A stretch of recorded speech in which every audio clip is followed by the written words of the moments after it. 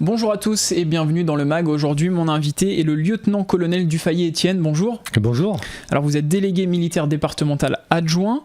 Tout simplement, en quoi consiste votre poste ? Écoutez, le délégué militaire départemental, c'est le représentant de l'autorité militaire dans le département. Et donc à ce titre, il est le conseil militaire des autorités civiles, et en particulier du préfet, auprès de qui je travaille régulièrement. Et puis c'est un peu l'ambassadeur des armées dans le département, chargé de faire connaître et rayonner le monde militaire au sein du département. Alors vous, personnellement, pourquoi est-ce que vous êtes engagé dans l'armée ? Quels sont les bénéfices également d'une carrière dans l'armée ? Pourquoi je me suis engagé dans l'armée ? D'abord, c'est un rêve d'enfant. Donc j'ai la chance, depuis plus de 30 ans maintenant, de réaliser ce rêve d'enfant. Et les bénéfices, c'est, je dirais, d'abord une extraordinaire richesse humaine.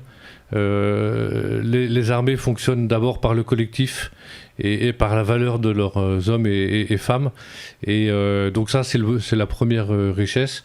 Et puis ensuite c'est une variété extraordinaire d'activités et je dirais presque de métiers, parce que tout au long de ma carrière j'ai exercé plusieurs métiers ou fonctions différentes, et donc c'est aussi ça qui fait la richesse d'une carrière dans les armées. On va en parler de ces nombreuses possibilités au sein de l'armée. On va parler de la délégation militaire départementale de l'Eure. Quel est son rôle ?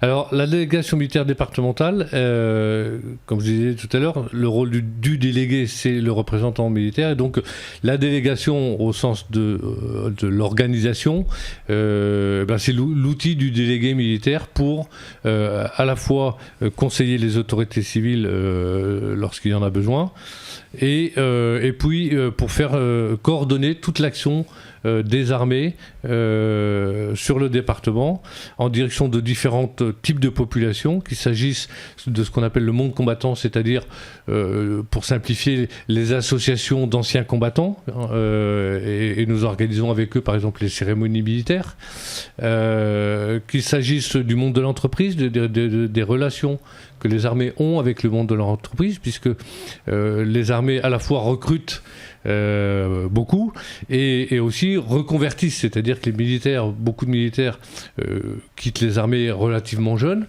et ont besoin de se reconvertir, de retrouver un emploi dans le civil après leur temps dans les armées.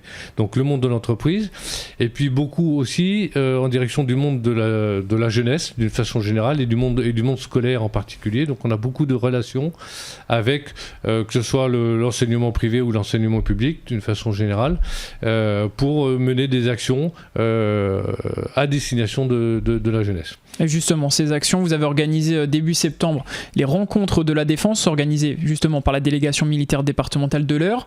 Plus récemment, vous étiez à Pont-Audemer. Quel est l'objectif de ces journées ? Alors ces journées ont un double objectif. D'abord justement de s'adresser à la jeunesse, au monde de la jeunesse. Donc on fait venir, on organise une sorte de forum des métiers de la défense et de la sécurité, forum auquel on invite via les établissements scolaires, on invite des classes plutôt de collégiens, lycéens, pour leur permettre de découvrir les différents métiers qui existent, que ce soit dans l'armée ou dans d'autres métiers de la sécurité, comme la police, les pompiers ou la Croix-Rouge, dans le monde associatif aussi. Et donc ça, c'est la première étape de ces rencontres de la défense. Et la deuxième étape, c'est en direction de ce qu'on appelle les correspondants défense. Un correspondant défense, c'est quoi ? C'est un élu qui est désigné par son conseil municipal pour être un petit peu le référent du conseil municipal sur toutes les questions de défense et de sécurité, pour simplifier. Et il exerce ce rôle de référent, soit en direction de ses concitoyens, et donc c'est lui qui va éventuellement diffuser l'information sur les journées de citoyens, sur le service national universel, on pourra en reparler, sur toutes ces questions liées aux armées ou à la défense. Et concrètement, son rôle, comment est-ce qu'il peut se présenter sur le terrain ? Sur le terrain, il peut lui-même organiser, par exemple, ce qu'on fait avec les rencontres de la défense, et je les organise d'ailleurs avec les correspondants défense des communes où l'on va. Il peut organiser des journées d'information, par exemple, sur la défense, sur la citoyenneté aussi. Voilà. Il peut organiser différents types d'événements. Il peut aussi s'assurer que le circuit d'information sur tout ce qui concerne le parcours de citoyenneté soit fonctionne correctement en direction des établissements scolaires, ça peut être aussi en direction de Pôle emploi ou des choses comme ça. Voilà. Donc c'est d'abord un travail en direction de ses concitoyens, puis c'est aussi un travail de liaison avec les autorités, et en particulier l'autorité militaire, par exemple en cas de crise, que ce soit d'une catastrophe naturelle, une catastrophe industrielle, tout type de crise. Le correspondant défense est l'interlocuteur privilégié du délégué militaire départemental ou des autres autorités qui sont liées à la défense et à la sécurité pour participer à la gestion de la crise et décharger le maire qui a beaucoup de choses à penser dans une situation de crise de ces questions qui sont très particulières. Alors pour revenir sur la journée qui a déjà été réalisée à Bernay, quel retour avez-vous eu de ces deux cibles, les jeunes et les correspondants de défense ? Alors on a eu un très très bon retour. On a eu plus de 400 jeunes qui se sont déplacés grâce, il faut le dire, au soutien des communautés de communes qui nous ont permis de les transporter, avec beaucoup de demandes, beaucoup d'intérêt et d'appétit de la part de ces jeunes sur toutes ces questions de défense, sur lesquelles on peut avoir beaucoup parfois de fausses images, de fausses idées, ou en tout cas parfois pas beaucoup d'informations, on ne sait pas où aller la chercher. Donc c'était vraiment une belle réussite. Et également un très bon retour de la part des correspondants de défense. Il y en a plus d'une trentaine qui se sont déplacés en fin de journée. Et pareil, il faut noter que beaucoup de ces correspondants de défense sont nouveaux, puisqu'ils ont été élus lors des dernières élections municipales.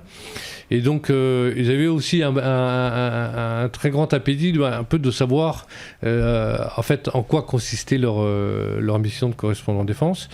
Et très content, je dirais qu'on vienne à eux, qu'on ne se contente pas de faire quelque chose à Évreux. Notre département est assez grand. Et donc voilà, c'était important.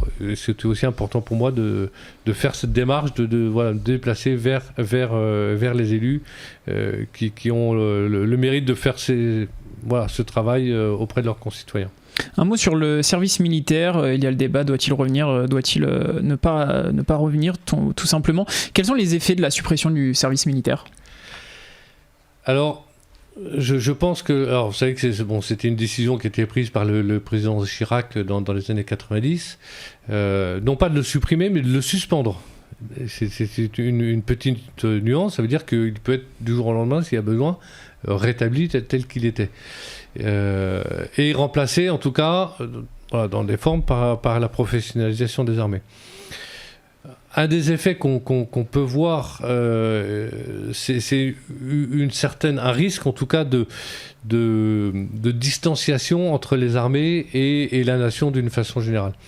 Et donc, il y a c'est vrai que c'est une préoccupation, notamment pour les armées, et le rôle du délégué militaire départemental est aussi ça, de maintenir ce lien armée-nation, de maintenir ces contacts permanents entre les populations, ou la population générale, et les armées.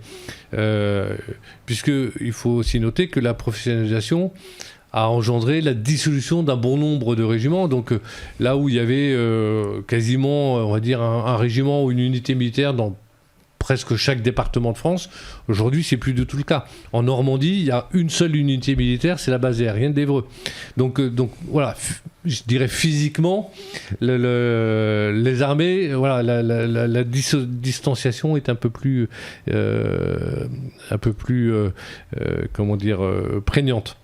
Et donc, en rappelant également que la SNU et le service militaire, voilà, il y a une grande différence. Et très rapidement. cette difficulté, justement, ce risque de distanciation a bien été identifié par nos autorités, et le président Macron a décidé le lancement du service national universel, qui n'est pas un service militaire, c'est bien deux choses différentes, mais qui a aussi pour cette vocation de contribuer à l'éducation, à la citoyenneté, à l'esprit de défense d'une façon très générale. Voilà. Merci à vous, lieutenant-colonel Dufayet, d'avoir participé à notre émission. Je vous en prie, merci. Je rappelle que vous êtes délégué militaire départemental adjoint, et sachez que vous pouvez également retrouver cette émission sur notre site et application Radio Sensation.